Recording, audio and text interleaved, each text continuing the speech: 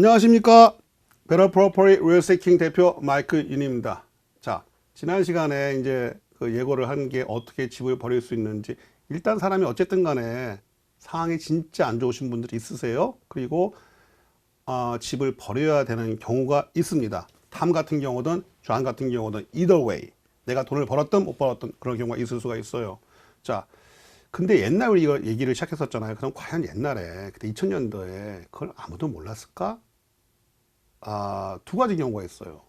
몰랐을 경우가 있었죠. 그 두 가지 경우는 뭐냐면은 하나는 돌대가리거나 하나는 경험이 없거나 둘 중에 하나입니다.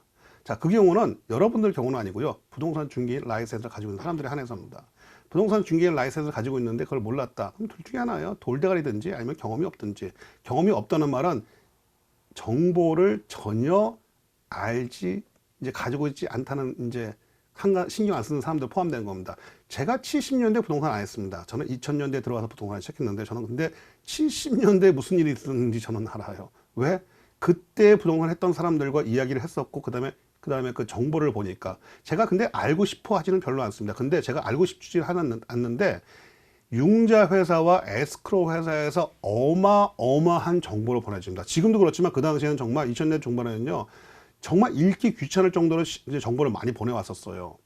그래서 이미 많은 사람들이 알고 있었습니다. 자, 어떻게 알고 있었냐?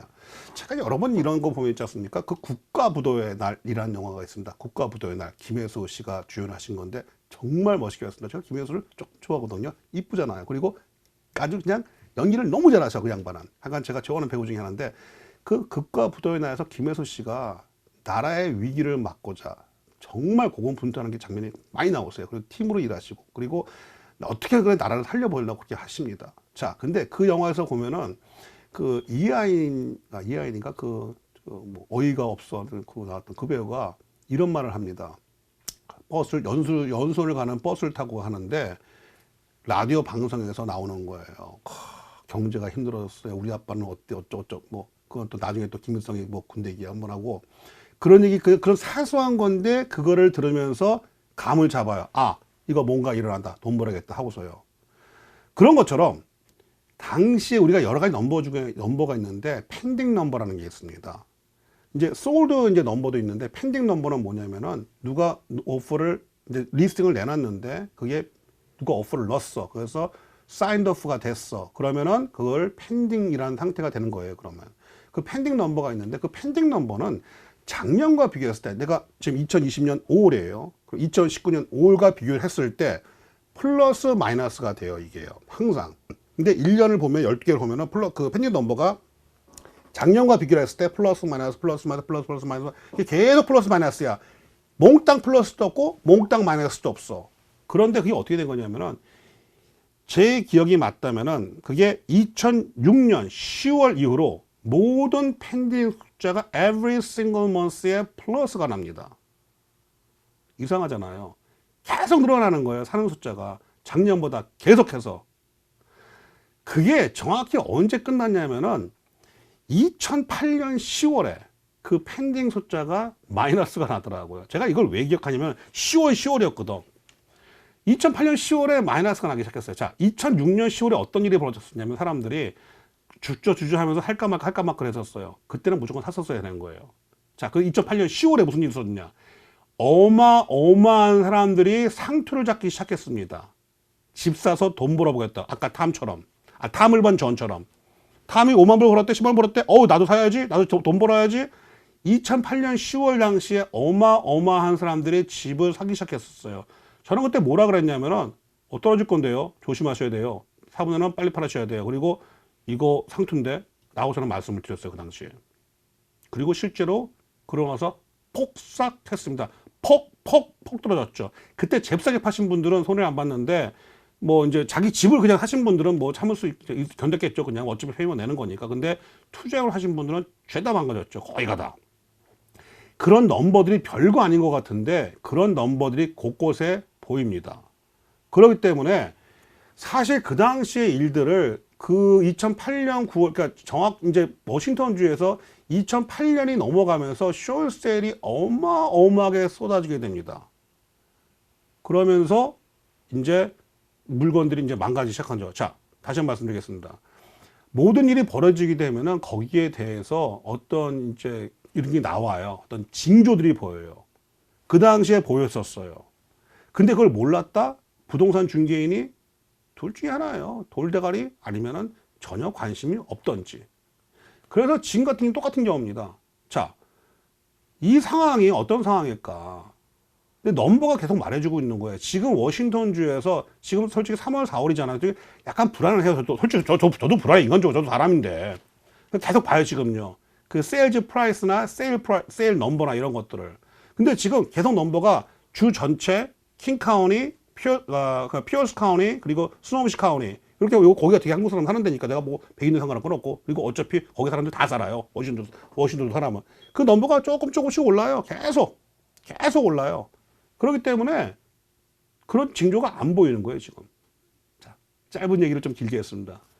그렇기 때문에 다시 말씀드리면은 어떤 일이 벌어지면 징조가 벌어진다. 자, 그러면은 집을 만약에 여하한 경우가 돼가지고 내가 집을 버리게 되면 어떤 방법이 있을까? 자, 첫째는 modification이 있습니다. 그리고 short sale, deed in lieu, bankruptcy, foreclosure 이 5가지 방법이 있어요. 이거 외에도 한 10몇 가지 방법이 있는데 다른 유튜브도 막 얘기하시더라고요. 근데 그런 거 여러분들이 볼 일이 없습니다, 사실. 그리고 deed in lieu도 사실 볼 일이 없어요. 그거 안 되거든요. 그러니까 현실적으로는 모디피케이션 하든지 숏셀 하든지 그냥 에이씨 너 가져가 이 자식아 포클로즈 하든지 아니면은 뱅크럽시를 하든지 요 4가지 방법 중에 하나예요. 자, 그런데 이게 뭐냐면은 이 중에서 뭐가 제일 나쁠까? 저는 포클로즈라고 봅니다. 그리고 제일 좋은 건 뭘까? 모디피케이션이 사실은요. 근데 그게 될 수도 있고 안 될 수도 있고 왜냐면 내가 일단 돈을 벌어야 돼요. 모디피케이션은 이제 또 자세히 설명할 텐데 자, 근데 모디피케이션 좀 조금 다른 문제예요. 그러니까 집을 버리는 거는 숏세일, 그 다음에 foreclosure, 그리고 bankruptcy 이 3가지 중에 하나예요, 사실. 근데 저는 뭐라고 표현을 하냐면은 숏세일은 한 오줌물을 뒤집어 쓰는 정도, 그리고 foreclosure는 똥물 뒤집어 쓰는 정도, 이 정도로 합니다. 자, 오줌물 뒤집어 쓰면요 샤워하면 깨끗해집니다. 비누 좀 몇 번 더 하면은. 근데 똥물 뒤집어 쓰면요 그 똥물 그거 냄새 안 없어져요. 똥 한번 집어서 똥 만져보셔요, 한번요. 똥 착 만든 다음에 닦아봐. 냄새 안 없어져요, 며칠 동안.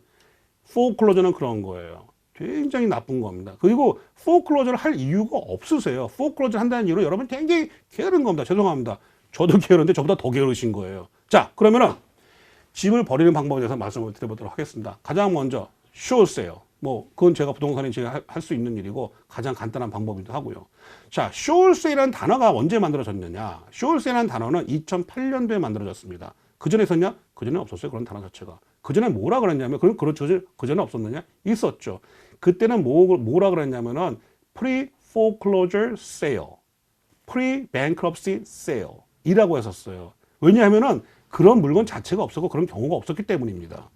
그런데 2007년부터 그게 시작이 된 거예요. 그러니까 그게 어마어마하게 나오기 시작하니까 단어가 만들어진 거예요.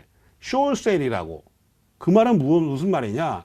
2008년경에는 이미 short sale이 나오기 시작해서 이게 부동산 시장이 망가지기 시작했다는 거예요. 그러니까 그 당시에 집을 사도록 옆에서 부추긴 놈이 있다면은 그 사람하고 얘기하지 마세요. 나쁜 사람이에요. 이미 숏세일 단어가 만들어질 정도였는데. 자, 숏세일을 간단합니다. 숏.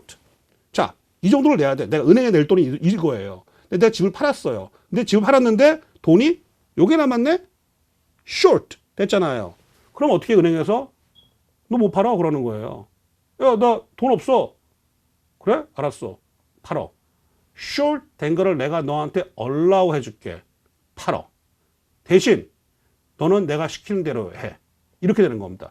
그게 숏셀의 가장 간단하게 설명하는 방법이라고 생각합니다. 자, 근데 많은 사람들이 보면 이런 것 같아요. 숏셀을 할 때 그걸 싸게 살 수 있는데 지금은 별로 그렇지 않습니다. 옛날에 좀 그랬었어요. 자, 다시 한번 숏셀은 그냥 간단하게 내가 은행에 낼 돈이 있는데 이만큼 있는데 은행에 팔고 나니까 요거밖에 안 돼. 그게 1센트가 됐든 10만 불이 됐든 어쨌든 간에 그게 있어요. 갭이 있어요. 남았어요. 그 갭을 불구하고서 은행이 내가 돈을 덜 받아도 알았어. 내가 파는 거 허락해 줄게.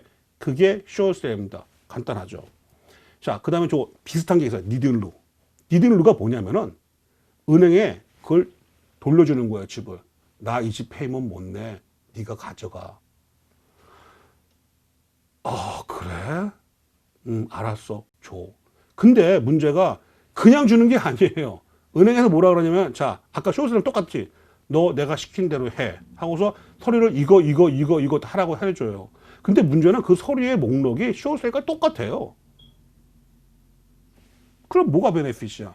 일은 다 해야 되고 그냥 돌려주는데 쇼셀은 돈도 받아요. 그리고 또 이제 부동산 중개업자 같은 경우는 그걸 도와드릴 수가 없는 게 쇼셀을 하면은 이제 은행에서 돈을 줍니다. 커미션을 줘요. 파니까 이제 복비가 나오거든요. 근데 니들은 복비가 안 나니까 혼자 하셔야 돼요. 혼자 못 하잖아. 변호사한테 가셔야 돼. 변호사는 돈 주면 다 해주거든요.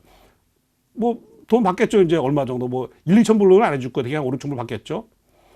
그러니까 그래서 그런 현실적인 이유로 아까 말씀드렸듯이 디딜루는 여러분이 할 수 있는 그런 뭐 이게 안 됩니다. 왜냐면은 뭐 어떻게 할 수가 없으니까 도와줄 사람도 없고 왜냐면 도와드릴 수가 없어. 왜냐면 은행 돈이 안 주니까. 그리고 또 변호사비는 많이 나와요. 변호사가 그 라이선에서 그냥 받은 거 아니거든요. 그러니까 변호사 끼 때문에 돈을 많이 받으셔야 돼요. 그 돈 없으시잖아 지금. 그러니까 그게 안 되는 거예요. 그래서 디딜루가 안 되는 거예요. 자, 그럼 두 번째 방법 쇼세일 뭐 하든지 아니면 그 다음에 포클로저를 하든지 아니면 포클로저 당하는 거죠 이제 포클로저를 당하시든지 아니면 뱅크럽시 하든지 그거는 다음 시간에 뭐 잡다한 얘기 없이 곧바로 진행하도록 하겠습니다. 자, 여러분 이 방송은 kbstv.com에서 매일 3시나 9시에 보실 수 있으시고요. 그리고 KBS와 TV로 유튜브나 페이스북에서 언제든지 보실 수 있으십니다. 여러분 다음 시간에 뵙겠습니다. 감사합니다.